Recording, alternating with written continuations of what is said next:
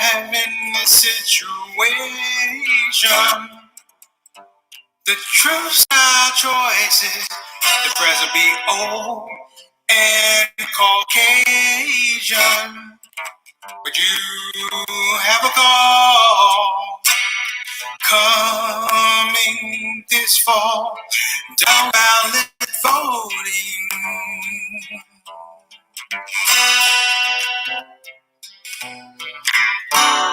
For whom the bell toll, it's time to take your butt to the polls. And don't you dare waste time. If you do, you're saying this message just fine. And wear your mask.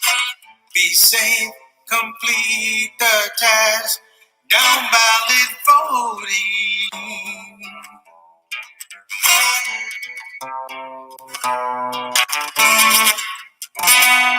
Red or blue, red or blue, Muslim or Jew, old white man, there are two.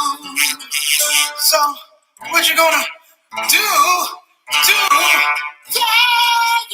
Red or blue, red or blue, Muslim or Jew, old white man, there are two. What you gonna do?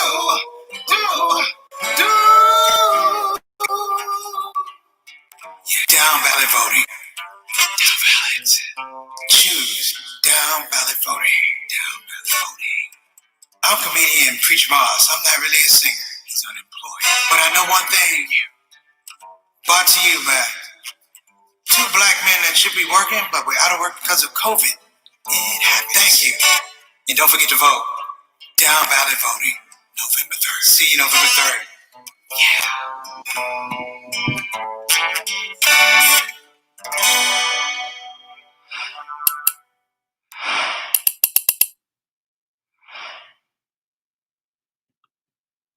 All right.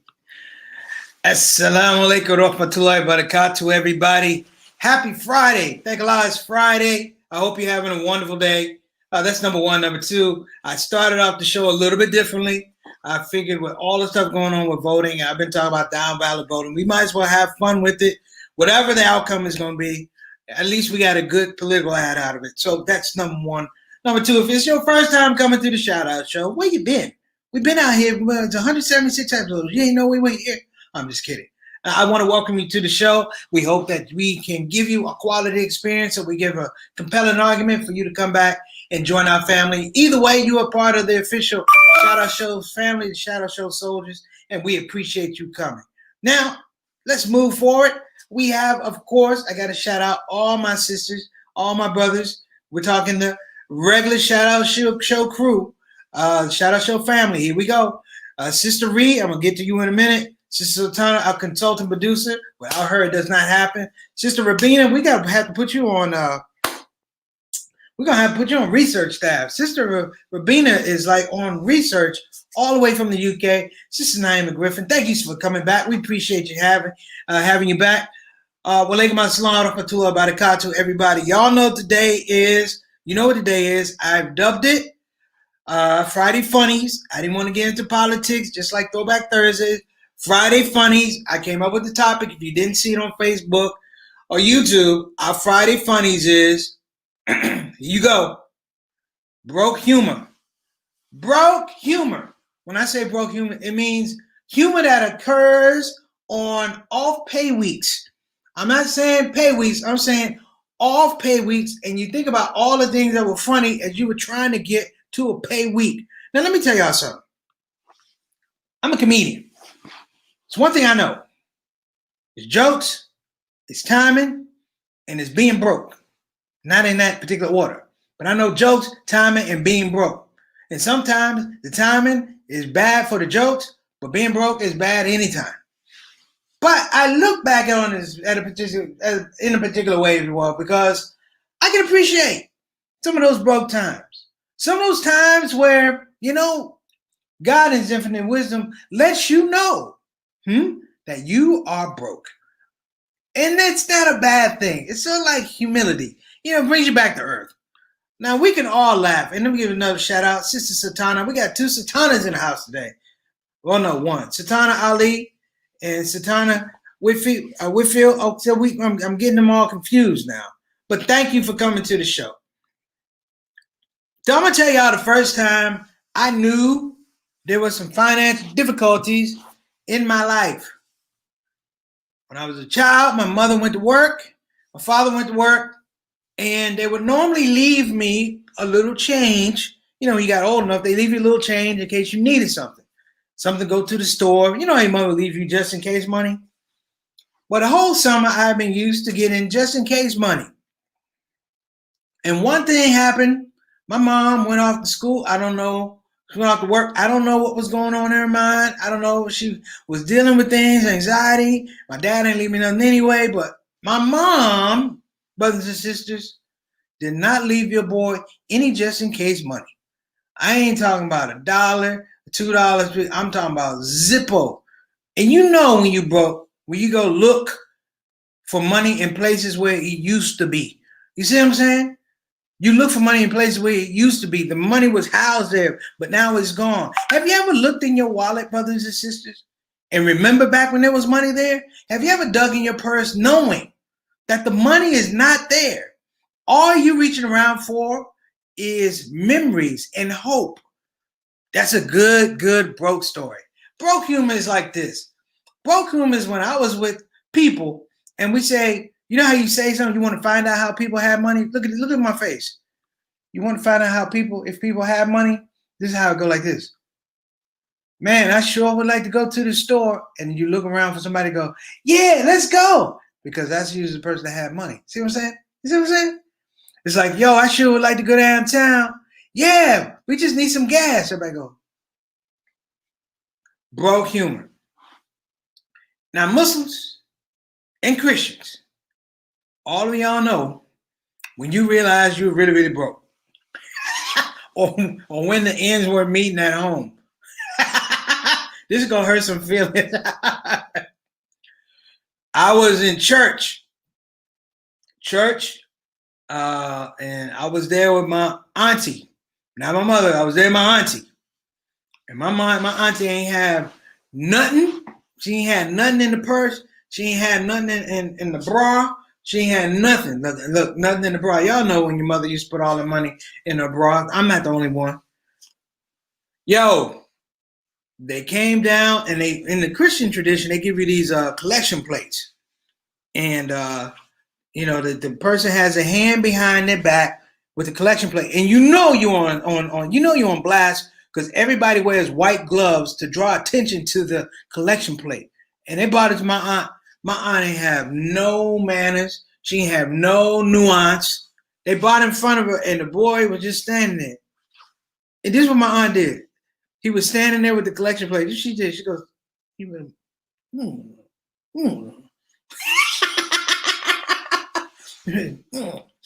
And I mean, to me, it was the funniest thing I saw because the poor guy, he didn't get it till she threatened him like, you better move with that doggone plate.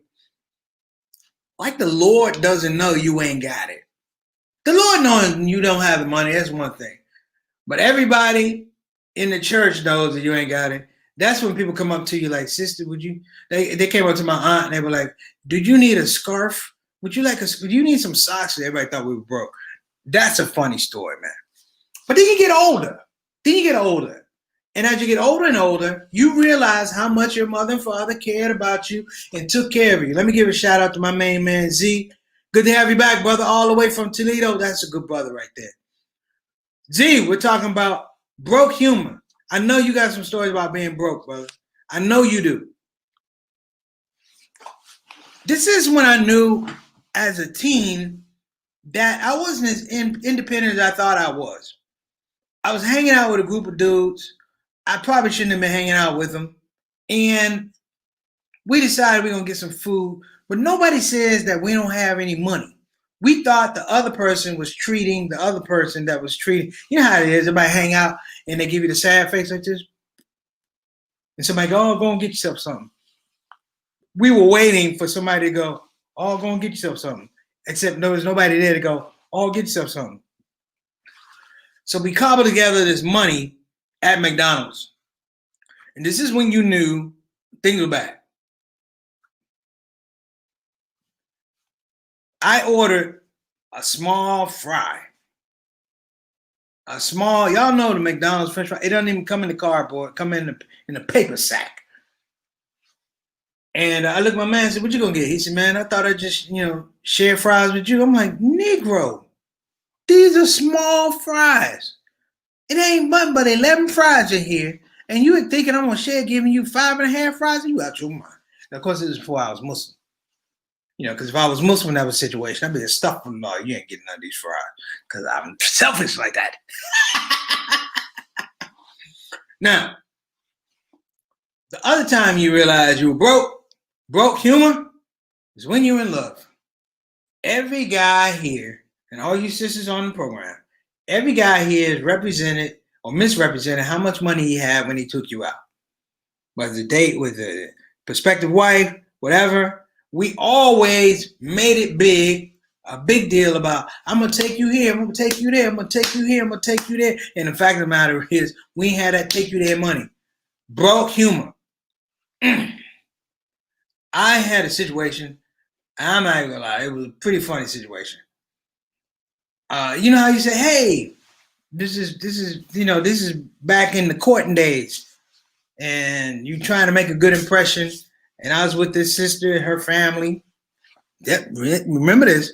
I was with this sister and her family, and I'm trying to play it big. I'm trying to get married. I'm like, she's like, so where should we go? I was like, what you worried about? Wherever we go, we're gonna do what we do. Broke humor. We're gonna do, you tell mama we're going out first class. All right, brother and sister, here's the deal. They had the internet back then, and mom heard first class and went to a spot, and they thought it was a nice spot because in the rankings it had 5 stars. I did not have 5-star credit, and I ain't have 5-star money.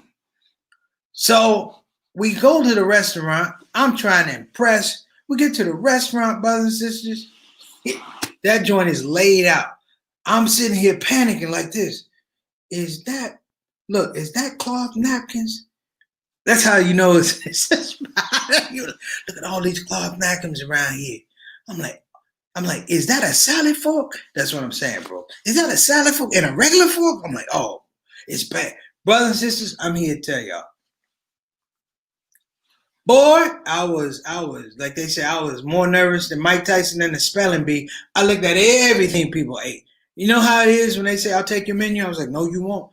I was literally looking at people. What'd you get over there? I'm like, man, I'm trying to add it up in my head, trying to add the tax. The food came to so much that they were like, what are you getting, brother? I was like, you know what? I'm fasting. It wasn't even fasting. I was like, my stomach's been, because I know I couldn't put $20 on there plus a tip. That's real talk, brother. That is real talk. So you see the problems you brothers we have to go through for our sisters, but we love you, so we'll do that. That's a clear one right there. I think the other thing, man, is in a weird way, it gets you set up for real life. And let me give Sister Rabina a shout out. Nope, no eating out. We were pulled together to go to the street market and cook for everyone, and everyone ate. Yeah.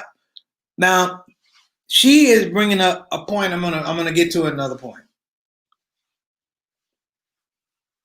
The only time you really felt like you were truly, truly broke or you ain't have it is when you didn't respect the fact that your mother, your grandmother, your auntie, your uncle, the ones that always gave you a little bit of money, you realize that in many regards, they didn't have it. But they love you enough every time they came around to give you $1 or $2. My Uncle Frank, God bless him. My Uncle Frank, he, may Allah be pleased with him. My Uncle Frank, man, whenever I would see him, and I'm talking about up until he passed away, he'd always have like $5 for me. And I'm saying, I'm in my 30s. Uncle Frank, go and get this $5. I'm like, man, what about the cost of living increase? But I realized that was his thing. And his thing was, I don't ever want you to walk around and not have nothing. And so to get to the point that Sister Rabina is talking about, the time we realized we were, that off pay week, if you will, where you didn't have the money, sometimes it just brought home the fact. It reminded me how hard our parents worked, how hard your mother worked, how hard your dad worked, grandma, whoever's in the house. And, in celebration, not explanation, but in celebration of these people, I think we have to just take our hats off, a tip of the hat, for the things that they went through. Because a lot of times, that whole reality of off pay week, not being being broken off pay week, every week was an off pay week. Meaning they didn't get the money they should have gotten. The amount of work they did was not commensurate to the pay that they received. Here in the United States right now, we have people who are working, brothers and sisters. United States, greatest country in the world, greatest economy in the world. We have people who work 2, 3, 4, at least 3 jobs, just to be at the poverty line or a little bit above. Let me see what Sister Satana said. My oldest son said, I want a leather coat for my birthday. I said, why would I deprive you of the joy you feel when you buy your first leather coat? Yeah. Sister Ali, I'm about to take you off the show. Don't be doing your child like that. That's child abuse. Do you hear me? That's child abuse. I hope you get him his coat, though. However, you always learn lessons about having money. I'm going to give you guys a great story. Might have heard it before. It's all right. If you haven't, enjoy it. If you already heard it, remember it for the next time. My grandfather, let me get a shout out here. All right. My grandfather, Clifford Moss Sr., outside of being one of he was a good man. He's a hard man, hard worker. Raised 6 kids. Typical story. Came from down south. No education. He was illiterate for most of his life. And I think I told you guys, I got my first nickname from my grandfather. My first nickname was not Preacher Moss. My nickname for my grandfather, till he passed away, was Bad News. He called me Bad News. And the reason he called me Bad News is because I used to have to read the newspaper to him before dinner. And I was struggling, 7, 8 years old, trying to read words like ballistic, continental, stuff like that. And he never liked the news. He said all the news is bad. So therein lies my nickname, Bad News. Whenever I saw him, I was giving him bad news. So, side story. There I was. My parents and I had moved out to the suburbs from D.C. to Prince George's County. Moved out to the suburbs. And you're going to love this. These kids had organized like a play date. Like we were all going to go to the movies. And so I was seeing my grandfather, and my grandmother was like, okay, Sister Rabina, no jokes. And don't tell that over in the UK. I know people who love to hear that type of stuff. So we had this play date, brothers and sisters. And I was going with these kids. And let's just put out there, they were white kids, suburban kids. I was just from the city, Southeast Washington, whatever. And, they were happy. My parents were happy that I was socializing with the white kids. And it was a Friday. I was hanging out with my granddad. And old school dude. He said, I heard you going on a little field trip. I was like, no, sir. He said, well, Bad News, where you going? I said, well, I don't want to stop calling me Bad News. He said, what? I was like, yeah. Look, I said, yeah, we're going to the movies. Me and these other kids, we're going to go to movies. It's going to be real fun. We're going to get candy and soda. And he was like, well, all right. Well, let me give you a little something. So my grandfather reached into his wallet. And you could tell if your grandfather's really old. If he keeps his Bowie knife in the wallet with the money, he's old school. Okay. So he took the knife out, of course. And he gave me $1. Like this right here. All right. Building the anticipation. All right. I'm thinking, he's pulling out $5, $10. Okay. There you go. And he gave me $1. And I looked at the dollar like I had never seen $1 before, brothers and sisters. I looked at the dollar like, what is this? What is it? And he looked at me like, boy, is there a problem? Like a fool, I said, well, Grandpa, here's the deal. He said, "What's wrong with you, Bad News?" I said, "Well, here's the deal, Grandpa, Granddaddy. All the other kids that are going to the movies, their parents are giving them $5 to go to the movie, and you're giving me one. So, and, I think we're short 4." He said, "What?" I said, "The other kids are getting 5. You're giving me 1." He said, "Oh, so you need $5, huh?" I said, "Yes, sir." He said, "Give me the dollar back." I gave him the dollar back. He put it back in his wallet beside the knife, closed it up, put it in his back pocket, and walked off.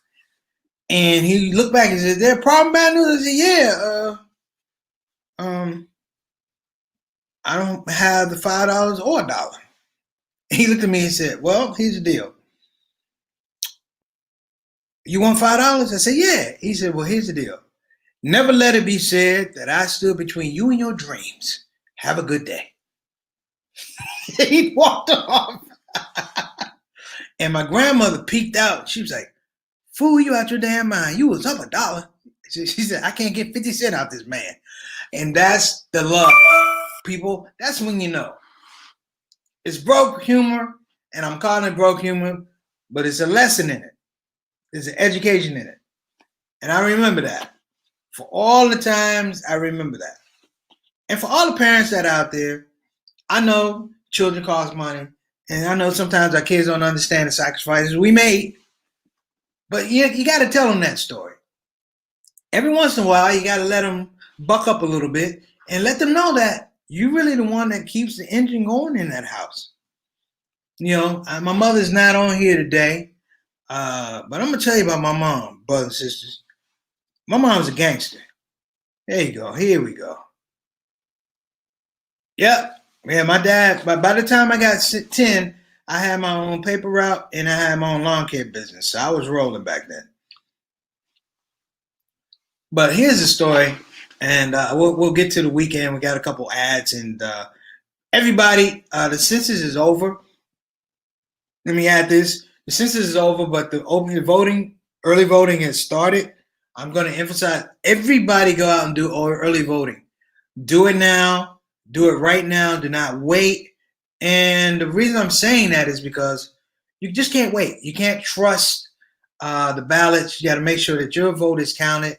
If people are giving you ballots, don't let people write on the ballots because it can be disqualified later. I was reading about that. Make sure your ballot is clean. When you show your license, make sure your ballot is clean. Oh, snap. All the way from my main man, Abdul Bassett, all the way from Minneapolis, Minnesota. What's up, brother? I hope you're doing well, man. Peace and blessings to your family. I got to tell this story about my mom being a gangster, but I'll be right back to you. Abdul Bassett is a good brother, man, up in Minneapolis, doing a lot of good things with the community up there. So I'm going to give him his shout out. Shout out to Abdul Bassett. But every once in a while, when your kids get out of hand and they get a little ungrateful, you're going to have to pull a Mary Moss. Hear what I'm saying? A little tough love. I think I was all of 7 years old. I'm sitting there with my mom and my dad at the dinner table, and I didn't like what my mom cooked. Didn't like it. Didn't know how to say tactically, it's not my top choice. I just didn't like it. And I think my mom was going through something. She said, "Oh, you don't like the food, huh?" And I said, "Nope." Dumb move. I said, "Nope." She said, "Well, let me ask you a question. Have you bought any food?" In my mind, I'm like, "That's your job, Mom." But I realized the question was a setup. It was rhetorical. I didn't have any money to buy food. I'm 7. My mother goes, "Well, here's the deal. You can cook whatever you want to in the kitchen as long as you bought the food." And like a fool, I went in there and I'm pulling out peanut butter. She's like, "Nope, I bought that." I'm like, "I'm gonna get some milk." She's like, "Nope, I bought that." I was like, "What about a banana?" She's like, "Nope, I bought that." So at this point in time, I realized I ain't got money for nothing. I'm broke as the 10 Commandments, brothers and sisters, at 7 years old. And so my mother got me upset, and I was like, "You know what? I don't have to take this." My mother said, "You don't have to take it, but you're gonna take it somewhere." And she said, "What are you gonna do, little man?" And she called me little man because I was little and I wasn't even a man. And I told my mom, "Oh, I could take care of myself." My mother said, "Well, go ahead and do so." And my mother said, "You got 10 minutes to get your stuff and get on. Now, you can't do that as a 7-year-old kid. You know, our minds aren't wrapped tight. Our minds are not fully developed. But my mom did it anyway. And like a fool, I went and put all my stuff in a pillowcase that I could carry. A pillowcase, and wrapped try to wrap a string around it like the hobos in Conjunction Junction. It didn't work. So basically, I cut a hole in the pillowcase and put a mop stick through there. My mom was like, boy, I'm finna kill you when you come back. Long story short, I decided to run away from home, and I announced it to my mom and dad. Hey, it's been nice knowing you. Things ain't working out. I'm out. And they didn't even move. They were like, take care now. They kept eating, as a matter of fact. And I was like, man. And I left, went down the driveway, and got to the bottom of the driveway, and I was like, I'm 7. I ain't got nowhere to go. And I'm like, I can't believe I just left the house. And then I ran back to the house, and the door was locked. And you know it's cold-blooded. It wasn't even just the door. They even locked the storm door. I said, I can't even knock on a regular door. And there I was banging on the door. And my mom looked like, who is out there? And I'm like, it's me. And she's like, who is me? I'm like, I'm your son. She goes, my son left. My son left. And I got all upset, started crying. And finally, my dad left me back in. And he said, do you have anything you want to say to your mother? I said, yes, I'm sorry and I'm hungry. And my mother said, I accept your apology, but I put up all the food. Listen, everybody, that's the end of the show. I hope you had a great day. You have a great weekend. Listen, I always say, reach one, each one, reach one, hug one, all that type of stuff. Let's keep this weekend on a positive note. Got a lot of things going on out here. However, brothers and sisters, I believe that positivity pulls through everything. Keep your dean in front of you. Appreciate you. Let me give a shout out to Sister Ree, who came up with this tilapia, and about she bought me a thing like it's 15 pounds of potato salad. I mean, it's amazing. It's amazing potato salad. She put the boiled egg. I mean, look, I ain't even plan to be on here this long because I got that tilapia and potato salad going. So Sister Reed's catering service, I'm giving you a shout out. She's I'm putting you in charge of craft services. So you provide food for everybody that's a part of the show. And if we ever have a big show and we have a studio or something like that, all of y'all gonna get some of Reed's food. So shout out to everybody on the show. Abdul Bassett, Sister Rabina, Sister Sultana, Sister Griffin. I'm trying to remember everybody's name by heart. You know how it is when it don't work, when your mind don't work right. Sister Rabina, Sister Aika, I missed you. Sorry about that. All the way from Indonesia. Brother Jayad, my main man. Sister Naima Griffin. I'm shouting out everybody today. Thank you so much for coming on the show. And please, please, please have an amazing weekend. I'm about to have an amazing weekend because I got a container of 19 pounds of potato salad. And you ever know when you start eating that you could potentially hurt yourself because the food is so good? No? Well, I'm about to engage that feeling right now, everybody. We're going to work something out. We just have to bring Sister Ree over to the UK and entice that palate, Sister Rabina. But thank you so much. Everybody, like I said, man, it's a pleasure to hang with you. Hope to see you soon. Assalamu alaikum wa rahmatullahi wa barakatuh. Stay blessed. Bye-bye now.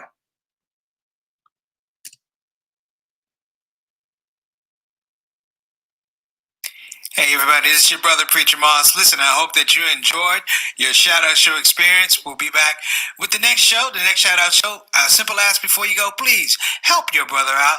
Click that subscribe button, click that notify button, and I'll see you again on this side of the microphone. You probably wonder what that smell is. That's me. I smell good. And the reason I smell good is because I use oils from Tarif Altar. So I'm not saying you can't smell good. I'm not even saying you stink. I'm saying you have the opportunity to smell exquisite. Check out tarifaltar.com for some of the best oils and scents in town.